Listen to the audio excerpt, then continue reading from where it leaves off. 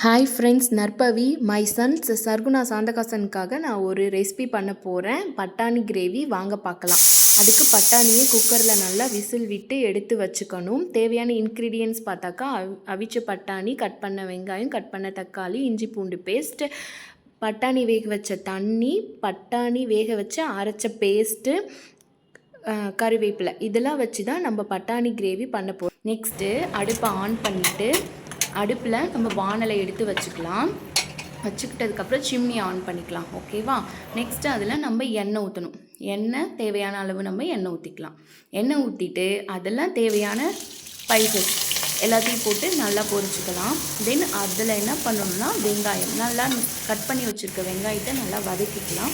வெங்காயம் பொன்னிறமாக ஆன உடனே இஞ்சி பூண்டு பேஸ்ட்டு போட்டு நல்லா வதக்கணும். வதக்குனதுக்கப்புறம் இஞ்சி பூண்டு பேஸ்ட்டு நல்லா வதங்கினதுக்கப்புறம் தான் நம்ம தக்காளியை அதில் போட்டு நல்லா வதக்கணும். தக்காளியும் நல்லா வதங்கணும்.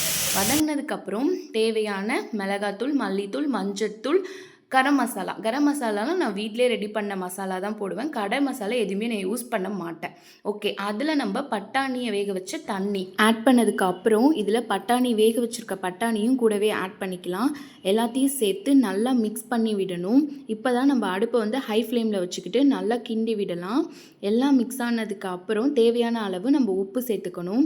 உப்பு சேர்த்ததுக்கப்புறம் இப்போது நம்ம அரைச்சி வச்சுருக்க பட்டாணி பேஸ்ட்டு இதையும் சேர்த்து அதில் நல்லா கிரேவி பதத்துக்கு ஆகிற அளவுக்கு நல்லா கிண்டிக்கிட்டே இருங்க. சூப்பரான நம்மளுக்கு பட்டாணி கிரேவி ரெடி ஆகிடும். நான் இப்போ அடிஷ்னலாக இதில் பன்னீர் ஆட் பண்ணியிருக்கேன்.